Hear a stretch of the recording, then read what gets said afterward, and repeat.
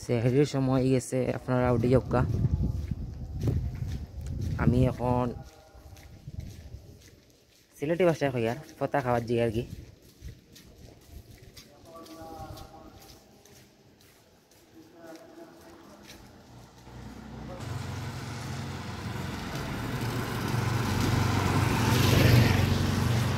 রাতের সিলেট শহরে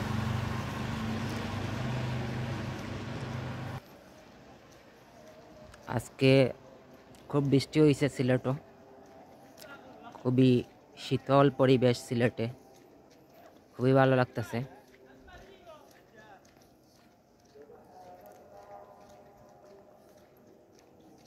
দানা পানি রেস্টুরেন্টে আজকে সেহরি শেষ করবে ইনশাল্লাহ।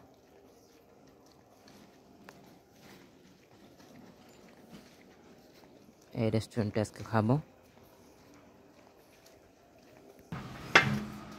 ভাত নিয়ে আইসো।